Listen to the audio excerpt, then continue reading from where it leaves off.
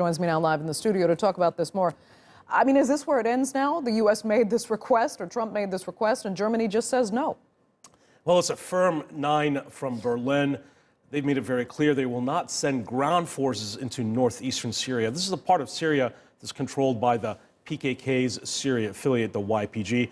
Interestingly enough, Germany has actually always been much more cognizant of the problematic relationship between the PKK and the YPG than its other European neighbors and allies. In fact, the PKK does even have a presence in Germany that does some fundraising. The German security forces have cracked down on that effort in the past. Germans are very reluctant to put a ground force in northeastern Syria for a couple of reasons. One, they are for political reasons domestically at home. And two, there doesn't seem to be an objective, an end state for the mission. Will they be fighting Daesh? Well, Daesh more operationally has been defeated. They still have some remnants, some pockets in eastern Syria, but they no longer have the ability to launch international terror attacks. So what would the German troops have been doing on the ground? Germany does have warplanes that are still involved in the coalition operations in eastern Syria. That mainly includes some limited airstrikes into remaining pockets of Daesh.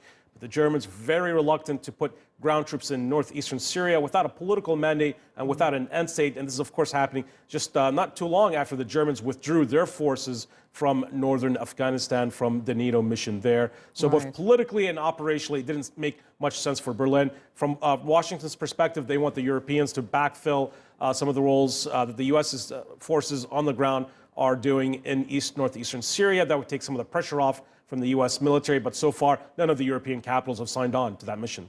Proportionately, though, I mean, can you give us an idea of how much is it about Germany not wanting to put troops into Syria, period, because of just the general complications of entering that war zone, and how much is it about not wanting to send troops that will back the YPG/SDF terror group, as known by Turkey? Well, there's really no such thing as having a non-combat role if you're putting forces on the ground in a place like northeastern Syria. Even though Daesh has been defeated, there are some other insurgent groups, some other extremist groups, and Daesh has been fighting as an underground, has shifted to an underground guerrilla forces tactics. So even though they may not pose the type of threat that they posed 4 years ago or even 5 years ago, they still have the ability to launch some IED attacks, some sniper attacks. So Germany could have faced the potential of even some casualties in the future. Also, at the end, politically, it would have also put their forces on the ground in support of a proto-state or a de facto state that the PKK Syrian affiliate is setting up